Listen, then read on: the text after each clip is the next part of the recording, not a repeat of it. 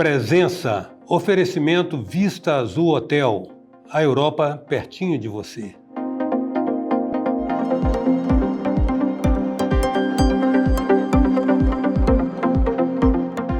A presença hoje é a do diretor da Associação Capixaba, da Action, Associação Capixaba de Tecnologia, Franco Machado, com quem a gente passa a conversar agora. Franco, você está chegando aqui num momento muito bom que o setor de TI no Espírito Santo parece estar começando a florescer, sim, né? E de uma certa maneira isso coincide muito com a metamorfose experimentada pela essa entidade, a Action, que na verdade é um sucedâneo do antigo Sindinfo. Exato. Né? Isso passa a ideia de que aquilo que os integrantes do setor, os gatos pingados do setor passaram a deixar de se verem como rivais e entenderam que se associando o bolo é maior. Exatamente. A gente consegue desenvolver e sensibilizar o mercado, como todo o setor político, a academia, outras empresas, da nossa força enquanto empresas e enquanto associação, e criar com isso um ambiente de negócios mais favorável, mais amigável para as nossas empresas. Você sabe que tem uma publicação que virou uma referência nessa área, de 2000 na primeira década desse século, escrito por um cara, não estou lembrado do nome do cara, lembro que o nome do livro era O Mundo é Plano. E o cara tinha uma premissa e ele mostra exuberantes exemplos ao longo do livro de que digitalizou e conectou, acabaram-se as fronteiras. Não tem mais fronteira.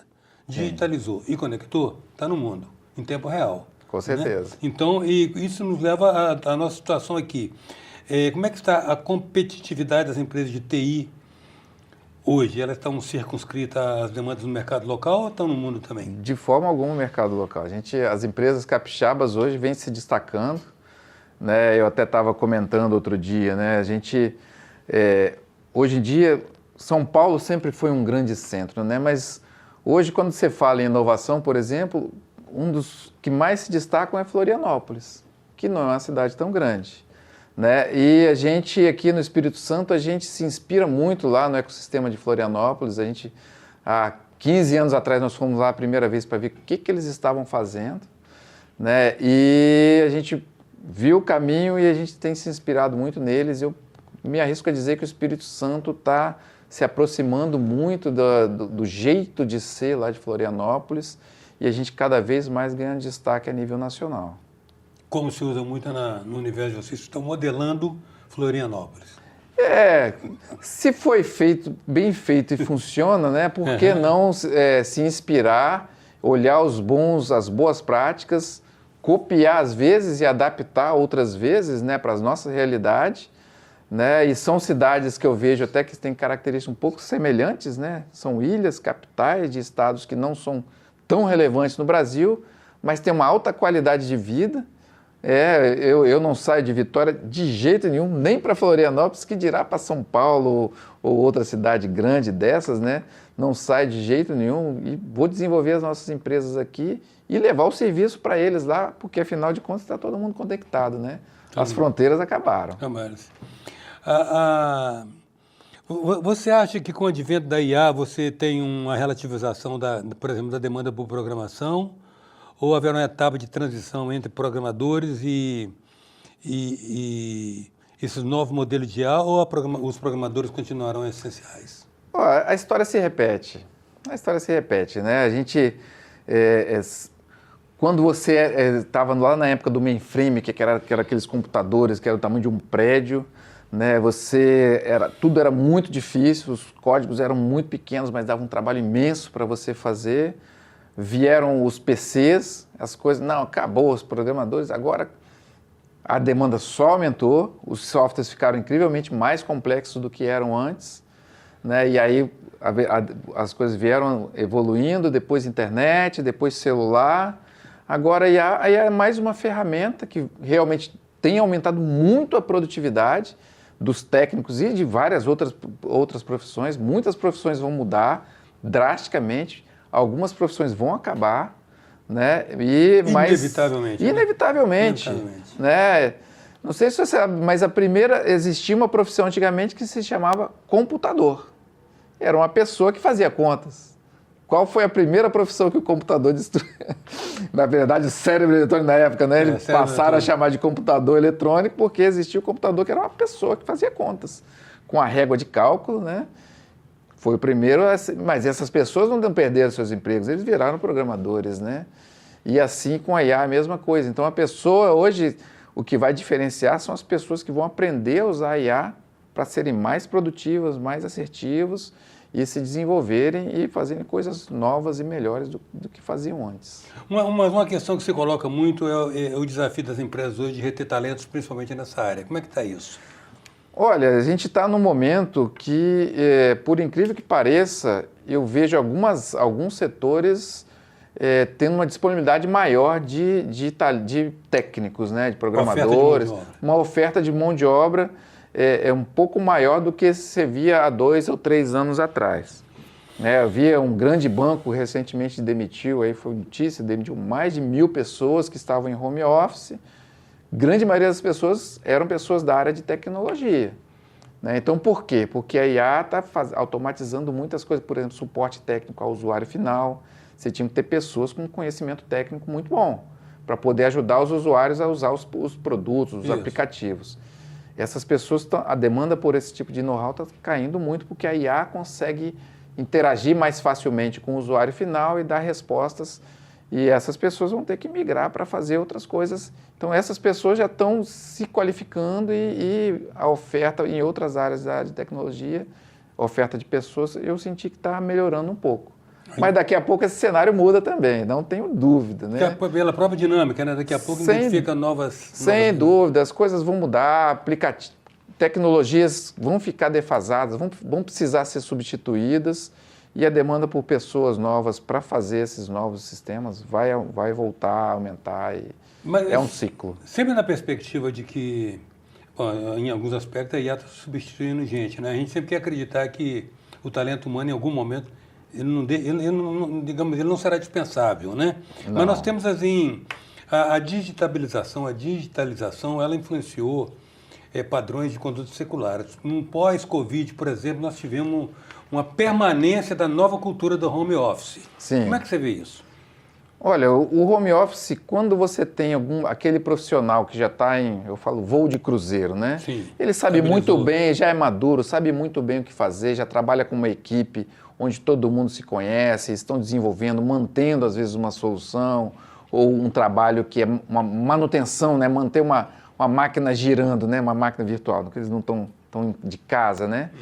Então é mais fácil você trabalhar com home office dessa forma, né? O pessoal que dava suporte técnico, que a IA está diminuindo bastante as vagas nessa área, né? Mas essas pessoas, elas conseguem trabalhar de home office mais facilmente. Já quando você precisa trazer pessoas novas e essas pessoas absorver a cultura da empresa, eu acho ainda muito difícil você ter um sucesso com o home office com essas pessoas mais novas. A questão da integração, né? A integração ainda hoje, à distância, quando você está pela tela, ainda é muito grande. Não existe ferramentas onde as pessoas que substituam ainda o contato físico e você está no mesmo ambiente do time todo e esse time produzir num nível de excelência, eu acho ainda muito difícil. Tanto que grandes empresas, já há muito tempo, já acabaram com home office, aí o pessoal teve que voltar a trabalhar presencialmente. Empresas de tecnologias, big techs aí nos Estados Unidos, acabaram com home office há muito tempo. Vocês da Ection, vocês fizeram umas disrupções de comportamento. Por exemplo, essa questão do associativismo ainda permanece, além de permanecer aquela imagem datada de sindicalismo, daquelas coisas todas, tem a questão, às vezes, dos que seriam os parceiros se verem como potenciais concorrentes, né? Isso acontece. E vocês fizeram um trabalho muito interessante nesse sentido quando vocês promoveram muito, primeiro, a questão do ecossistema, né? Todo mundo dentro do ecossistema, o efeito é exponencializado. O resultado é exponencializado. Certo, né? Com certeza. Então, em estando dentro do ecossistema, é necessário estabelecer as conexões. Sim. A partir daí, você tem uma coisa de tipo ganha-ganha, né? Exato. Quando você cria um ecossistema, as pessoas começam a conviver, com isso estabelece laços de confiança. Sem laços de confiança, as empresários, eles não vão trabalhar juntos, né? Inclusive identificar complementariedades. Exatamente. Uma vez que eu confio, eu vou te contar os detalhes do meu negócio, você vai saber quais são as minhas dores, eu vou saber quais são as suas, você vai saber quais são as dele, e você, às vezes, sem eu conhecer ele, você fala, ó, procura ele lá, porque o que você resolve, ele está precisando. E aí o ecossistema, a roda gira, né? E o ecossistema fica mais forte com isso, parcerias são estabelecidas, empresas se juntam, né? Às vezes, porque veem que é melhor trabalhar e ser uma coisa só do que 2 mais 2 vai ser mais do que 4, né? Identificam sinergias ali e aí com isso o ecossistema todo sai fortalecido. Sem dúvida. E esses também são os argumentos e os recursos de persuasão que vocês usam para agregar novos quadros. Vocês estão com um quadro hoje bem expressivo em relação àquilo que era no passado recente. Exatamente. A Action hoje tem mais de 160 associados e a gente vem continuamente crescendo, né? E hoje a gente tem trazido para os quadros da associação, que já foi somente um sindicato patronal, né? Era um sindicato das empresas de tecnologia. Hoje a gente vem trazendo até pessoas físicas que têm afinidade com o setor, startups, empresas que são grandes consumidoras de tecnologia, são associadas hoje da Action, né? Então a gente vem crescendo não só nas empresas de tecnologia, mas também com outros perfis de associados que contribuem para esse ecossistema de forma a tornar ele cada vez mais forte, né? O Franco, o fato de estarmos no Espírito Santo, como você observou, né, romperam-se as barreiras, as distâncias físicas romperam com a conectividade, né? Certo. Você diria que a TI do Espírito Santo acompanha o estado de arte da TI em geral? Olha, tem muitas empresas que se destacam bastante, né? Eu, por exemplo, trabalho na Mogai, uma empresa que tem conseguido destaque mundial. Como é o nome da empresa? Mogai. Mogai. A gente tem conseguido destaque mundial na área de visão computacional, integrando com inteligência artificial. Somos uma empresa ainda de médio porte, né? Mas nós temos empresas gigantes como a ISH, que eu acredito que seja a maior empresa de cybersecurity da América Latina, que é a empresa capixaba, né? E outras empresas também muito grandes que operam no Brasil inteiro e empresas que eu até estava comentando, o PicPay, que hoje é o 7º maior banco, foi criada, uma startup criada na Tec Vitória. Quem imaginaria que criaria-se um banco que em tão pouco tempo seria o 7º maior banco do país, que tem 35 milhões de usuários, criado aqui no estado. Então, assim, é muito impressionante essa questão das barreiras, né? Hoje é uma empresa que já está a sede em São Paulo, mas porque eles têm, 35 milhões de usuários, que é 10 vezes a população do estado, né? Como conseguiria ficar aqui, né?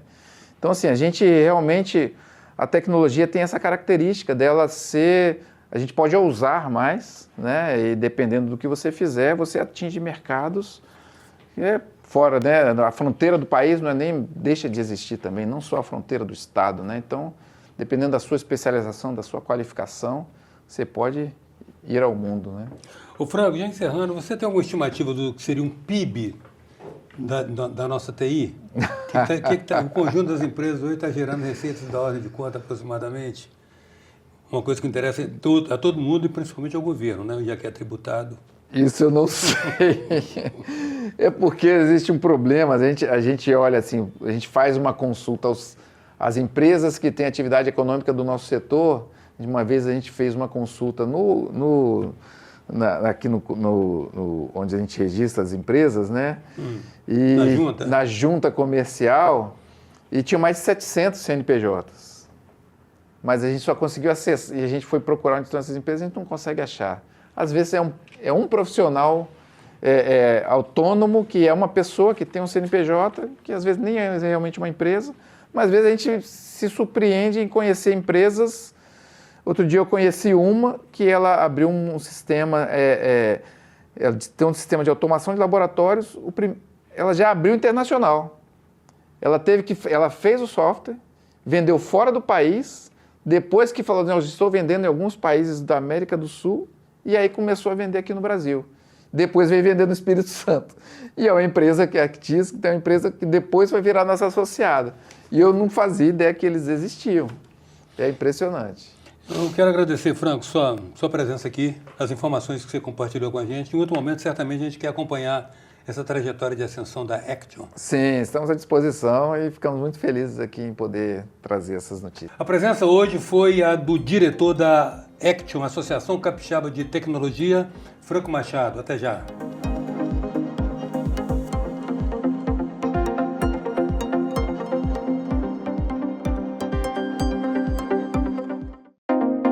Presença, oferecimento Vista Azul Hotel, a Europa pertinho de você. Venha viver momentos inesquecíveis no Hotel Vista Azul, nas Montanhas Capixabas. Resort com piscina interna e externa, quadras de tênis, jacuzzi, suítes amplas e confortáveis, lounge com lareira e um mirante com vista para a Pedra Azul. Hotel Vista Azul, a Europa pertinho de você.